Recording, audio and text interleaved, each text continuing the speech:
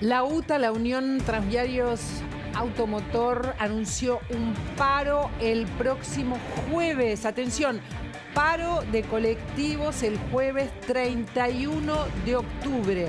Lo veníamos hablando, estaba al caer la decisión del gremio de los colectivos por su propia negociación salarial que viene manteniendo con la empresa, con las empresas donde el gobierno es un actor clave por todo lo que tiene que ver con los subsidios, para definir si lo hacían si fracasaba la negociación, como efectivamente fracasó, si lo hacían el mismo miércoles 30 como el resto de los gremios del transporte, o lo pasaban a otro día teniendo una protesta propia por su parte. Bueno, decidieron este segundo camino, se diferencian del resto de los gremios y hacen su propia protesta el jueves. Lo explicó recién Gaby. Esta diferenciación es una interna simplemente, porque tratamos como de descular a ver qué se trata, de no complicarle tanto la vida a la gente, porque ahora vamos a explicar cómo quedan el miércoles y el jueves para ir a trabajar. No, es una interna. Hay que ir atrás en el tiempo. Roberto Fernández, titular de la UTA, está hace muchísimos años en el gremio, al igual que los Moyanos, muchísimos años en el gremio de camioneros, tiene una diferencia histórica, y el que motoriza todo el gremio del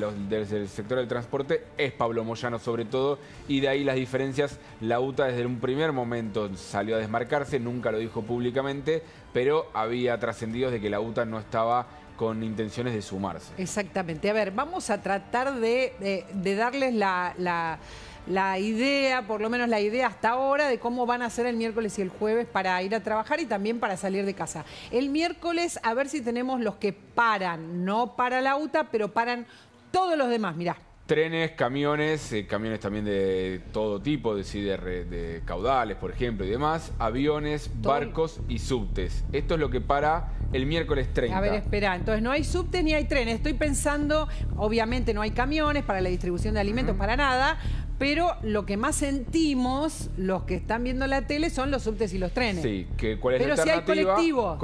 Colectivos. El miércoles... No para nadie de los colectivos. Los colectivos no paran.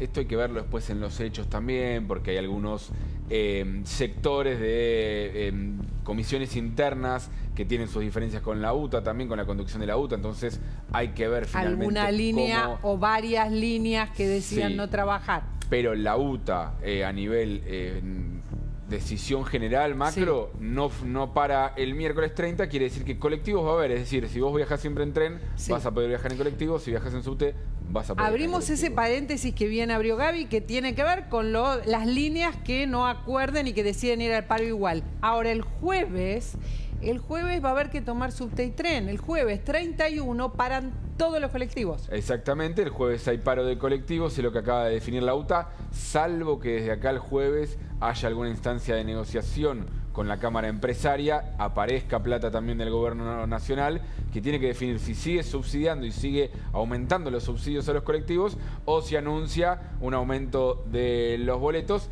Algo que lo venimos viendo hace tiempo, los gobiernos no quieren aumentar el boleto porque termina siendo antipático, y más en un proceso donde el gobierno está avanzando en la desinflación. Aumento de colectivos también generaría quizás que suba un poquito de nuevo ese sendero, entonces por eso está intentando dilatar la normalización de uno de los precios que sigue atrasado, que es el de los boletos de transporte. Ese es un buen punto para hablar con Juan Luis y con Carlos, ¿no? El tema de la tarifa de colectivos que está retrasada, pero que obviamente el gobierno por alguna razón ha decidido no aumentar. Digo, ahí se ve claro algo en el que el gobierno no sincera el precio, porque bueno, para la gente le cambiaría muchísimo la cuestión del bolsillo en general, ¿no?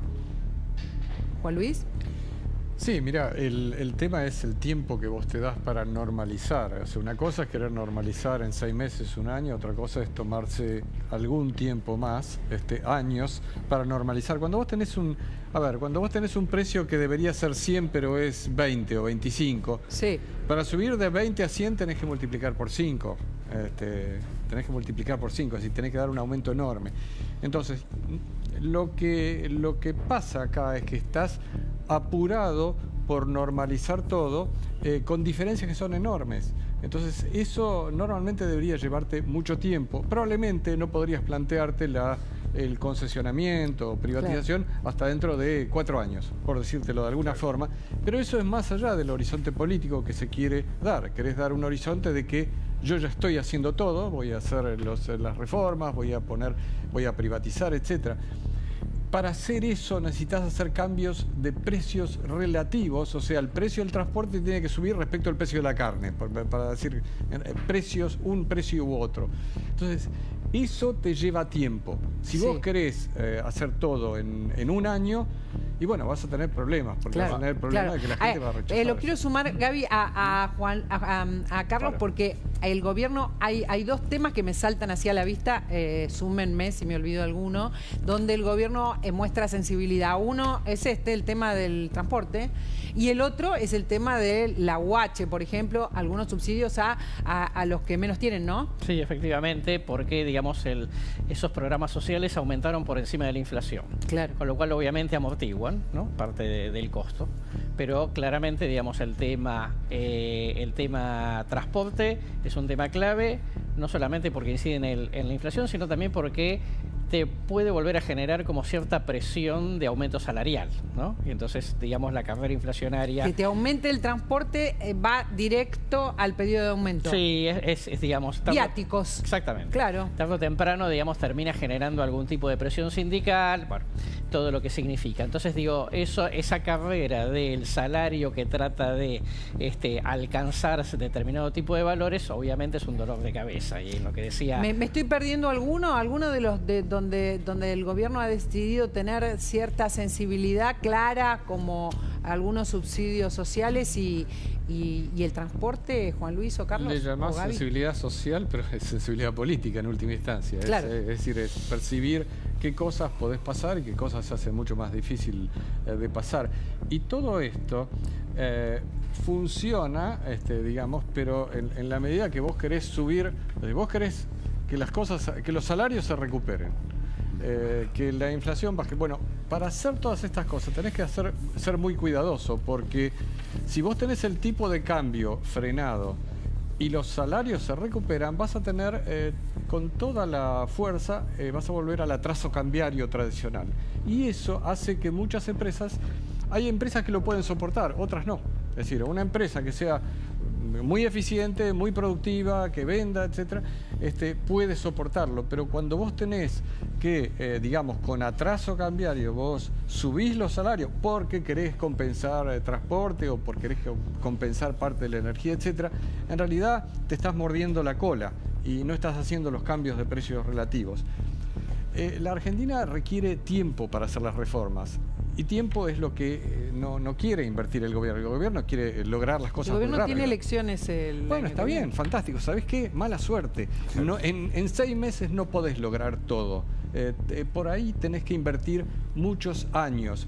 Lo puede hacer esta gestión. También tiene que aprovechar que hay una predisposición de la gente. Exactamente. O sea, ahora. Pero esos son los datos. Esos son los datos. Quejarse de los datos es una tontería. Es que los datos son muy amplias, la diferencia todavía de lo que es transporte. Si uno mira, por ejemplo, el índice Bondi que arma una de las cámaras empresarias, AETA, ellos le ponen el valor del boleto a 1.300 pesos, debería estar ahora.